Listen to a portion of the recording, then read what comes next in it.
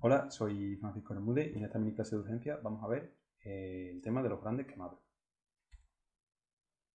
Lo primero, voy a explicar un poco cuál es la valoración inicial que debemos hacer de los pacientes con quemaduras. Antes de nada, y lo más importante, es que los pacientes con quemaduras, hasta que no se demuestre lo contrario, pueden ser politraumatizados. Así que antes de centrarnos en las quemaduras ni el tratamiento específico de estas, lo primero que debemos hacer es el protocolo ABCD. Es decir, debemos de valorar si el paciente tiene las vías aéreas permeables, si respira correctamente, etcétera. Y una vez que hayamos comprobado que el paciente está estable hemodinámicamente y respiratoriamente, neurológicamente, es cuando debemos de pasar a la valoración y el tratamiento específico de las quemaduras. La valoración de las quemaduras la debemos hacer en dos dimensiones. Primero, en la profundidad. Y la profundidad de las quemaduras se mide con estos grados que ya os sonarán, de quemaduras de primer, de segundo, de tercer grado. De esta tabla, lo más importante es quedarse con cuáles son los signos característicos de las quemaduras de segundo y tercer grado. Las quemaduras de segundo grado, cuando quieran hablar de ellas, siempre nos van a poner flictena. Y que duelen mucho, sobre todo las quemaduras de segundo grado a las quemaduras de segundo grado más superficiales. Y las quemaduras de tercer grado, lo que nos van a decir siempre cuando quieran que pensemos en ellas es que existen escaras, y también en las de cuarto grado, y que no existe dolor, porque las terminaciones nerviosas están quemadas. Y ahora vamos con la otra dimensión que nos interesa, que es la extensión, que es quizá el parámetro más importante que nos interesa en la evaluación inicial de las quemaduras. Muy importante que la extensión de las quemaduras nos interesa de aquellas quemaduras que son de segundo grado para arriba. Las de primer grado, como no influyen en la pérdida de líquidos del paciente, no nos interesan. Así que cuando nos pidan medir la extensión de las quemaduras, solo nos interesan cuando nos hablen de fristenas o cuando nos hablen de escaras. ¿Cómo medimos la extensión de las quemaduras? Tenemos varios métodos. Uno de ellos es el método de la palma de la mano, que es que la palma de la mano del paciente equivale a un 1% de su superficie corporal. La palma de la mano del paciente, no del médico. Y otro es la regla de los 9, en la que se asignan distintos porcentajes de superficie corporal, múltiplos de 9, a cada parte del cuerpo, por delante y por detrás. Y sumas todas las partes del cuerpo que están afectadas y te sale una aproximación de la superficie corporal quemada. Esto nos sirve para clasificar a los pacientes en quemados leves, moderados y graves, en grandes quemados. Lo que nos interesa, ¿cuáles son los grandes quemados? Pues son aquellos que tienen, si son adultos, una extensión de superficie corporal quemada de más del 20%. Si son niños o ancianos, esta extensión es menor porque son más susceptibles a la deshidratación provocada por las quemaduras y es de un 10%. Y si existen quemaduras profundas, es decir, quemaduras de tercer y cuarto grado, sería a partir de un 5% de superficie corporal quemada. Hay otras situaciones que también se consideran que convierten al paciente en un gran quemado y hacen que el paciente también tenga que ir a la unidad de quemado, como pueden ser pues, quemaduras de alto voltaje o quemaduras que están asociadas a gran inhalación de humo.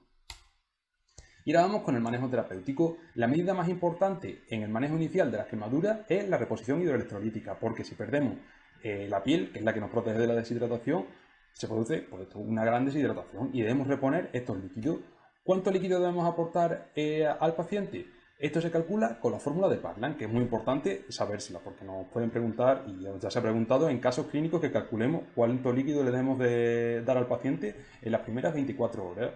Se calcula multiplicando 4 por el porcentaje de quemadura, a un máximo del 50%, porque si no nos sale un resultado que es una cantidad de líquidos que el paciente no va a soportar, se produciría una sobrecarga volémica, y por el peso en kilogramos. Y esto nos da una cantidad de mililitros, que es lo que debemos administrar en las primeras 24 horas.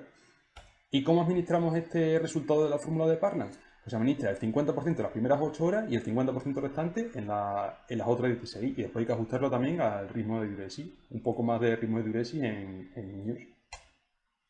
Y ahora seguimos con el manejo terapéutico, que otro elemento muy importante son las escarotomías. Cuando estamos ante quemaduras circunferenciales, que son quemaduras profundas, quemaduras de tercer y cuarto grado, en las que los tejidos que se han quedado ahora al descubierto se han hinchado y están produciendo síndromes compartimentales que pueden amenazar la integridad de la respiración del paciente o pueden amenazar el riego sanguíneo de las zonas distales de los miembros, hay que realizar esta escarotomía y si no fuesen suficientes, habría que realizar fasciotomía si son quemaduras más profundas que están produciendo en la que hay necesidad de liberar tejidos aún más profundos. Después también pues, seguimos con el manejo general. es muy importante prevenir las úlceras de estrés con niveles de la bomba de protones.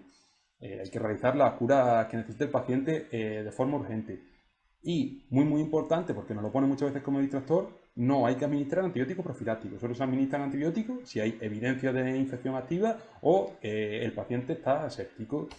Y después, esto lo veréis con mucho más detenimiento en la asignatura de cirugía plástica, existen otro tipo de terapias que debemos aplicar ya en un periodo más poscrítico, a partir de las 48, ¿verdad? Cuando tenemos estabilizado al paciente. Sobre todo, importante el manejo quirúrgico de debridamiento de tejidos necróticos y de injerto para cubrir las zonas más dañadas por las quemaduras. Y ahora vamos a dos situaciones especiales en las que se producen quemaduras y otro tipo de lesiones que hacen que estas quemaduras necesiten de un manejo especial. Primero, las lesiones por inhalación. Estas lesiones hay que sospecharlas, sobre todo cuando se producen incendios en sitios cerrados. Y estas lesiones por inhalación pues, nos pueden llevar a intoxicaciones por monóxido de carbono, a intoxicaciones por cianuro, por lo que es muy importante medir, si la sospechamos, la carboxhemoglobina y el lactato. ¿Cuándo la vamos a sospechar? Cuando el paciente tenga dificultad respiratoria o cuando también el paciente esté muy deteriorado neurológicamente, cuando venga muy confuso para las quemaduras que a simple vista parece que tiene. Y muy importante, lo más importante en el manejo terapéutico de este tipo de quemaduras es hacerse con la vía aérea, si es necesario con intubación, y aplicarle oxígeno al 100%, porque esta medida terapéutica, el oxígeno al 100%, es lo más importante a la hora de manejar la intoxicación por monóxido de carbono. Y también, si es necesario, aplicar hidroxicobalamina, que nos vale tanto para la intoxicación por monóxido como para la intoxicación por cianuro.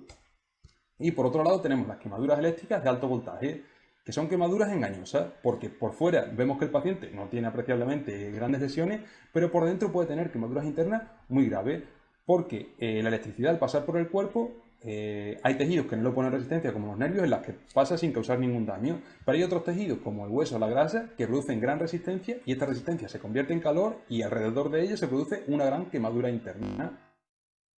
Por ello, estos pacientes, aunque no veamos quemaduras muy llamativas por fuera, deben ser ingresados igualmente a la unidad de quemado y también deben de ser monitorizados estos pacientes porque cuando un paciente es sometido a una descarga eléctrica de alto voltaje hay gran riesgo de que se produzcan arritmias, así que deben de estar conectados a un electrocardiógrafo los primeros días tras la descarga eléctrica.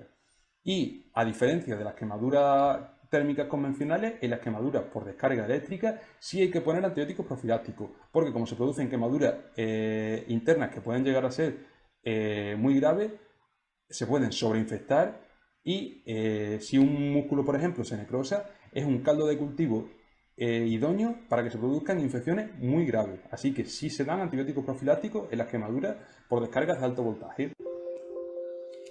Con esto acabo, espero que la clase os sea de utilidad y mucho ánimo con la preparación.